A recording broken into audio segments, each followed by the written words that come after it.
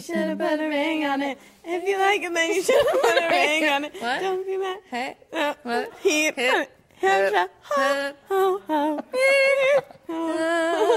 Hey. What? Wonderful voices. Thank you. Featured. Yeah. We're listening to Sarah Nealis and Carolyn Faye Kramer. And this is Thomas Mulready from CoolCleveland.com. And we're here at the Cleveland Playhouse for their new production of Jane Austen's Emma. Yes. How lucky are you guys that you get to do this show? Is this like the coolest show? Seriously? It's a lot to sink your teeth into, that's for sure. Yep. Yeah. Book is like 400 pages. It's pretty big. Yeah. A lot of words to memorize, A lot of right? complicated sentences. Yes. Sarah, you've got a big role in this. You're playing Emma. I'm going to play Emma. Yeah. And then have you done Emma before? This is your Absolutely not. Oh, boy. This is the first crack. Yeah? And we hope it's a successful one. So far. I saw a little of the rehearsal. Wow, how much fun. This is so cool, isn't it? It's funny. She's absolutely hilarious. I get it from her. It is funny, and it's touching, and what a great character you get to play, because this is one of the classic female characters in all the literature, don't you think? Absolutely, and it's very tricky because we start off at the beginning of the play, and she's no picture of perfection. You know, Right, she's right. a perfectly flawed young human being, and you get to see her really go through the journey and figure out, you know, how to be a mature and.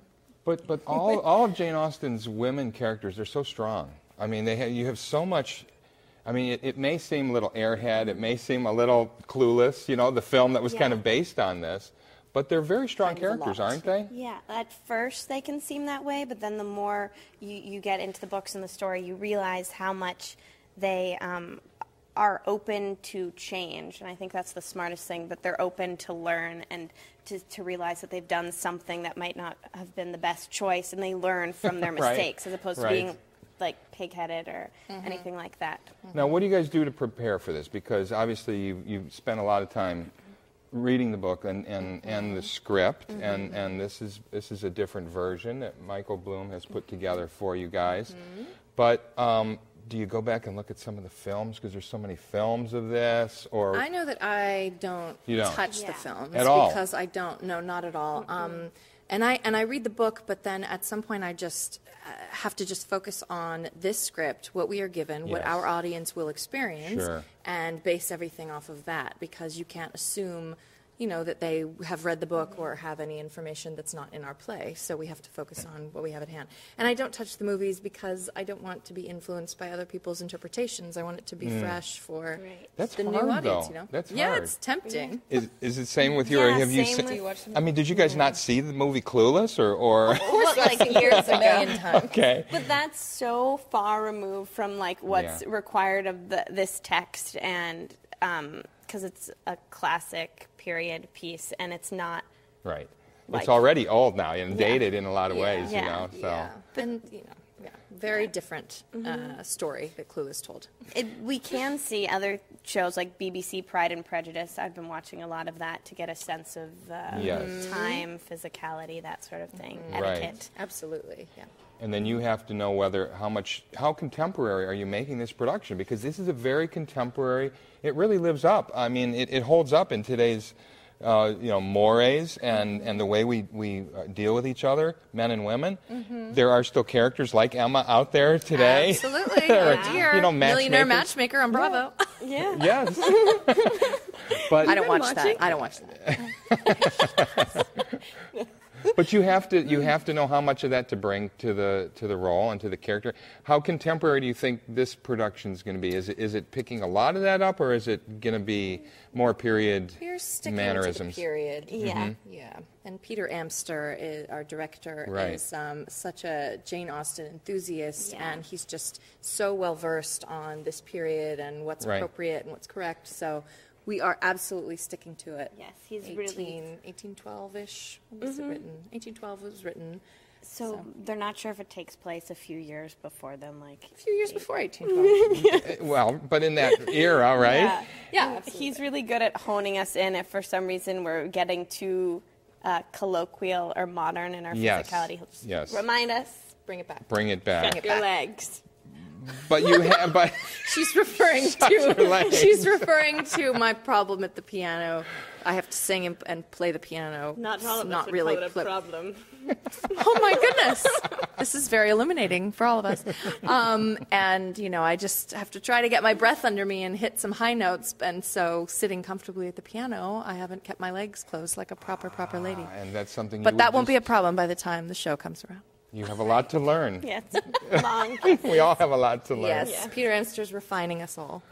What's been the hardest part so far? Is it fitting into the costumes or what? Whoa. Well, those are like pretty. They make Pretty them for big. us, so No, they should they fit. They do Yeah. fit. Yeah.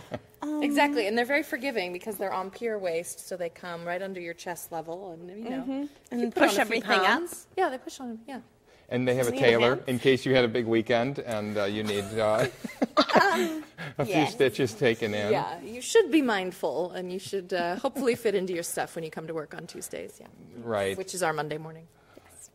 But what is the Hardest hardest? part. The hardest part. I Hardest mean, is part. it really just before you even get here, the memorizing of all those lines? It's such a big book.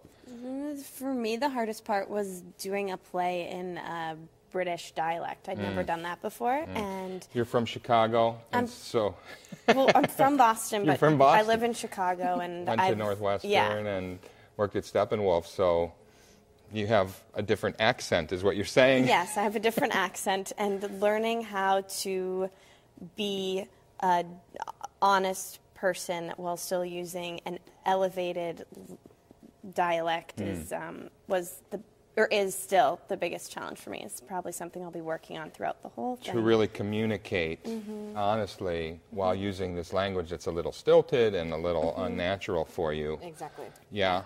Sarah, you've had experience with the British dialect Lots in of some of experience your with work. the British dialect, Cockney and upper class, or standard. You've been all So, yeah, over the that's not a country, thing. right? You grew A up little bit. I California grew up girl. and was based in California for Right. a long time. Well, for the first sort of 4 years of my career.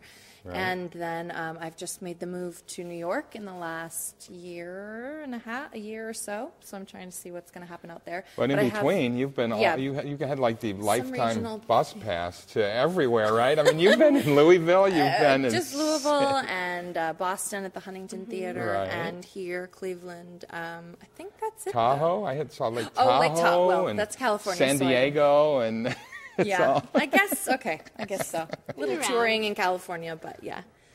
Hopefully more in New York soon. So you haven't really had a chance to get a good look at Cleveland yet because you guys have been so busy. Oh, we've explored a little bit. I've explored a little Tremont area, Yeah. Little Italy. Nice. Really nice. I'm looking forward to Seeing more. the Iron Chef Michael Simon's restaurant. Yeah. Oh, I didn't know that was here. We'll Somewhere. have to go. Yeah, we'll figure it out. We also want to go out dancing Yes. somewhere downtown. So Oh, that is sure. it. Cleveland.com. We Where can do we hook go you up, dancing? absolutely. We can do that. Yeah. Well, we are so much looking forward to your production. We're going to see it ourselves in a few days. Cool. Thank you guys for taking time out of your rehearsal here today. Happy to. Yeah, thank you. We're really looking forward to it. Welcome to Cleveland. It's nice Thanks. talking with you. Thank you. Thanks so much. Bye. Hey, it's Thomas Mulready from coolcleveland.com. Have a great week in cool Cleveland.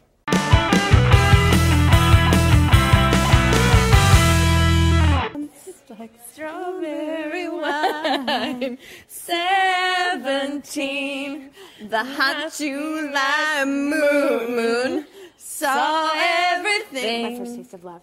My first taste of love. Oh, bittersweet. Green on the pine. Green on the vine. Oh, now you don't know the word. Like strawberry wine. Excellent. This is I'm sorry. Extended remix. Awesome.